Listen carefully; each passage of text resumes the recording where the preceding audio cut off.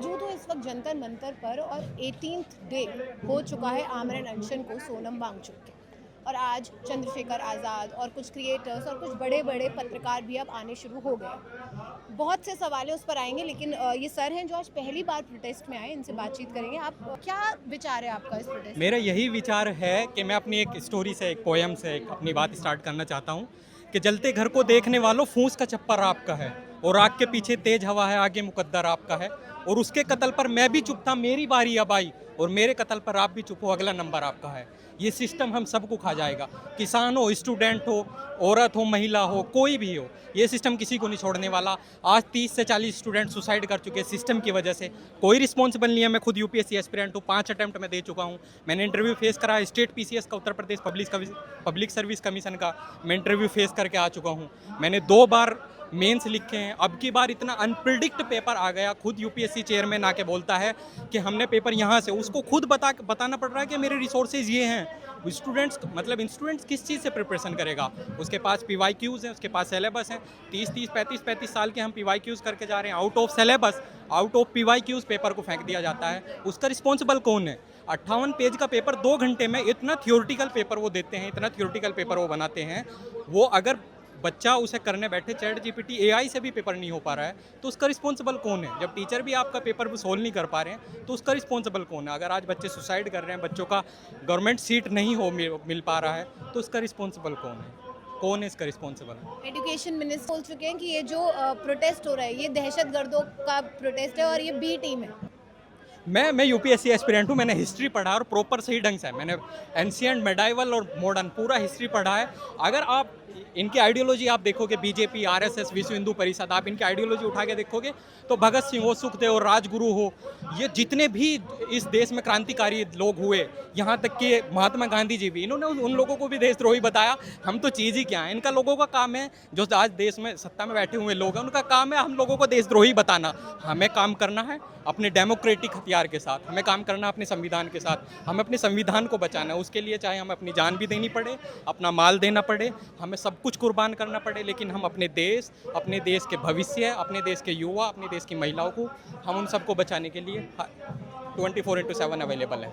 मैं आपको बता दूं कि इस वक्त देश में ना ऋषिकेश में अगर आप देखोगे तो पेड़ काटे जा रहे हैं। अगर आप छतरपुर में देखोगे तो वहाँ पे जो महिलाएं हैं वो चिता आंदोलन पर है। सांकेतिक उन्होंने फंदे अपने गले में टांगे हुए हैं। वो बताना चाह रही है कि हमें किस तरीके से प्रताड़ित कर रही है सरकार। और इधर देख सकते हैं आप, सोनम वांगचुक 18 दिन से प्रोटेस्ट पे हैं, जो खाना नहीं खा रहे, आमरण अनशन पर बैठ गए, लेकिन सरकार के कान तक पहुँच रही है, लेकिन सरकार इसको इस तरीके से इग्नोर कर रही है जैसे कि यहाँ कुछ हो ही नहीं रहा। कोई गलत डिमांड भी नहीं है। माना मैं एक और बात लोगों से कहना चाहती हूँ आज कि आप मान लीजिए आप कांग्रेस जनता पार्टी को सपोर्ट नहीं करते, आप आम आदमी पार्टी को सपोर्ट नहीं करते, आप कांग्रेस को सपोर्ट नहीं करते, आप बीजेपी को भी सपोर्ट नहीं करते, लेकिन आप इस मूवमेंट को सपोर्ट क्यों नहीं कर रहे जो आपके छात्रों के लिए है, जो स्टूडेंट्स के लिए है, जो एकदम सही मांग कर रहे हैं, जो मांग कर रहे हैं कि बस हमें इस्तीफा चाहिए क्योंकि पेपर लीक हो रहे हैं और जो हमारे छात्र हैं वो सुसाइड कर रहे हैं। इतना मुश्किल क्यों हो रहा है मतलब सरकार को? यही मैं आपसे कहना चाह रहा हूँ, यही हमें समझने की ज़रूरत है। और जो हमारे देश में 150 करोड़ पॉपुलेशन है, उनको भी यही समझने की ज़रूरत है कि आज जो डेमोक्रेटिक देश में तानाशाही सरकार कैसे बनी, आज वो रिस्पॉन्सिबल ही नहीं हो रही। यहाँ 18 दिन से लोग भूख हड़ताल पे बैठे हुए हैं, मरने की हालत उनकी हो चुकी है। 30 से 40 स्टूडेंट इस देश के अंदर आत्महत्या कर चुके हैं सिस्टम की वजह से, और कोई भी बोलने के लिए तैयार नहीं है। सरकार बोलने के लिए तैयार नहीं है। सरकार को हमने चुना है, हमें सरकार ने चुना। कौन है इसका रिस्पॉन्सिबल? आज देश का युवा नहीं जाग रहा है, देश का आम आदमी नहीं जाग पा रहा है। वो कह रहे हैं कि ये बी टीम है, ये सी टीम है, ये डी टीम है। देखो आप छत्तीसगढ़, मध्य प्रदेश, आपने एग्जाम्पल दिया, यहाँ का दिया आपने, हर जगह का।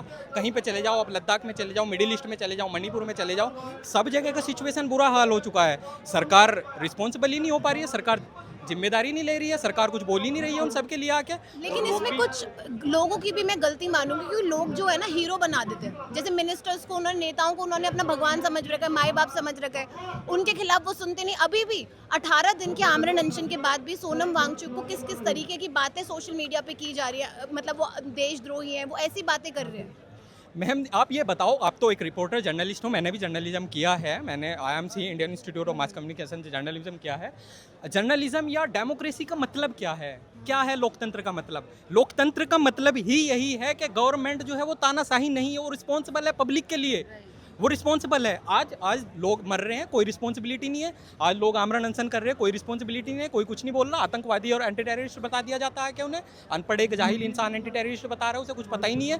तो सबसे बड़ी चीज़ यही है कि आज ये डेमोक्रेसी ना हो के एक लोक तानाशाही की सरकार जो बन चुकी है इस देश के अंदर, आज इस देश के युवाओं को, इस देश के नौजवानों को जागना पड़ेगा और देखना पड़ेगा कि सरकार जो तानाशाही रूप ले चुकी है इसको किस तरीके से हमें उखाड़ना है। और एजुकेशन मिनिस्टर जो हैं वो उनका इस्तीफा में लेना है। क्या लग रहा है क्यों नहीं इतना लोग ज्वाइन कर रहे हैं? आपको लग रहा है इसके पीछे ये कारण है कि शिक्षा इतना महत्वपूर्ण शायद मुद्दा है ही नहीं आम जनता के लिए? आम जनता के लिए मैडम आपको बताऊं ना, आम जनता को मैनिपुलेट कर दिया जाता है। पैसा और पावर की वजह से उनको मैनिपुलेट कर दिया जाता है। सबसे बड़ा जो रीज़न है ना, अगर जो बॉटम ऑफ पिरामिड पे बैठे हुए लोग हैं ना, वो नहीं चाहते कि आम पब्लिक सही एजुकेट हो, उनको अपने राइट्स का पता चले, वो सही ढंग से बात कर पाए, अपने राइट्स के लिए बात कर पाए, अपने एजुकेशन, हेल्थ के लिए, एनवायरनमेंट के लिए वो बात करे मंदिर के लिए, मस्जिद के लिए, माइनॉरिटीज़ के लिए, मुस्लिम्स के लिए, हिंदू मुसलमान के लिए, वो सब।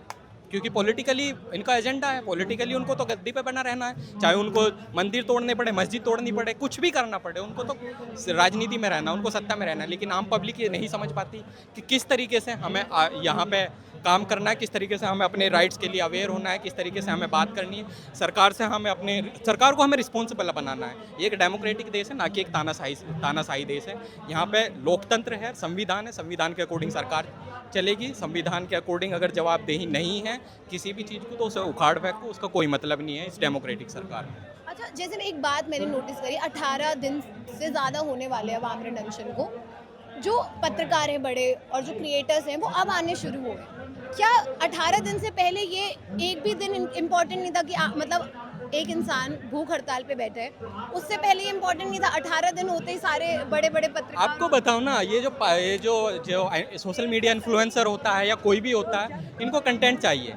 इनको क्या है, इनको जितना फेमस कंटेंट हो, जितना इनको तो कंटेंट की ज़रूरत है। लेकिन मैं उन लोगों से, मैंने आपको पोइट्री सुनाई थी सबसे पहले कि जलते घर को देखने वालों, फूस का चप्पर आपका है और आग के पीछे तेज हवा है, आगे मुकद्दर आपका है और उसके कत्ल पर मैं भी चुपता, मेरी बारी अब आई और मेरे कत्ल पर आप भी चुपो, अगला नंबर आपका है। आज जो घर में बैठे हुए लोग हैं ना, मैं उनके लिए पोइट्री बोल रहा हूँ, आप समझ नहीं पा रहे हो। नहीं, मैं समझ गई। तो मैं उन लोगों के लिए पोइट्री बोल रहा हूँ। अगर आज मैं यहाँ पर आमरण अनशन करके अगर आज मैं यहाँ मरता हूँ ना, उन करोड़ों स्टूडेंट्स के लिए, अगर वो सोचते हैं कि मेरी जान का, मेरे आमरण अनशन का या मेरे प्रोटेस्ट का कोई मतलब नहीं बनता, तो कल उनका नंबर आने वाला है। ये वो जान ले, वो लोग जो घर में बैठे हुए लोग हैं, जो नहीं समझ पा रहे कि सरकार इस देश को दिमक की तरह किस तरह खाई जा रही है और इस डेमोक्रेटिक देश में अनडेमोक्रेटिक तरीके से किस तरीके से काम करा जा रहा है। और रिस्पॉन्सिबिलिटी कहीं नहीं बची, किसी मिनिस्ट्री में कोई रिस्पॉन्सिबिलिटी नहीं बची। आज तो लोकतंत्र का मतलब क्या बचा? जब रिस्पॉन्सिबिलिटी नहीं है तो लोकतंत्र क्या है? अगर मैं आपसे क्वेश्चन नहीं कर सकता, आप मुझे कहो आके कि आप मेरे से क्वेश्चन क्यों कर रहे हो, तो लोकतंत्र क्या है? आप तो तानाशाह हो चुके। तो आजकल तो कोई भी क्वेश्चन करता है उसको एंटी नेशनल टेररिस्ट बता दिया जाता है। कौन आप हो मुझे नेशनलिस्ट और एंटी नेशनलिस्ट बताने वाले? कौन हो आप? हो कौन? किसने राइट्स दिया आपको एंटी नेशनल और नेशनल बताने का? आप तो हो ही कोई नहीं। अरे मैं इस देश का नागरिक हूँ और हजारों साल से हम इस देश में रहते हुए आए हैं। आप हो कौन?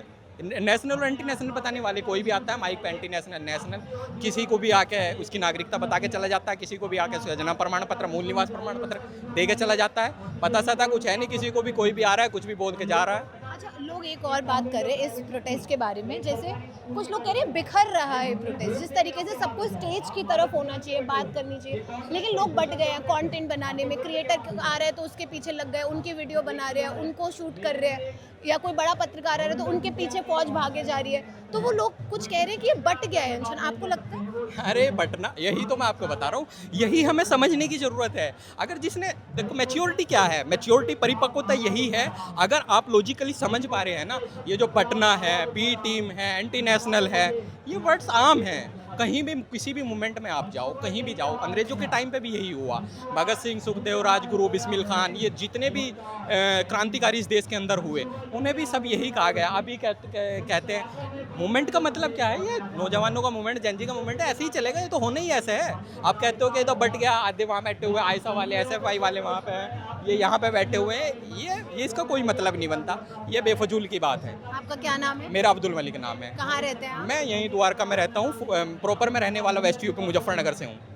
हाँ। ठीक है, धन्यवाद हमसे बात करने के लिए। आपने बेहतरीन बातें रखी। आई होप जनता इसको सुने और समझे और इस आंदोलन से जुड़े, क्योंकि इस वक्त अगर आप लोग नहीं जुड़ेंगे तो शायद अगला नंबर हमारे घर और हमारा ही हो सकता है। तो प्लीज़ जुड़िए, उठिए और आवाज़ उठाइए।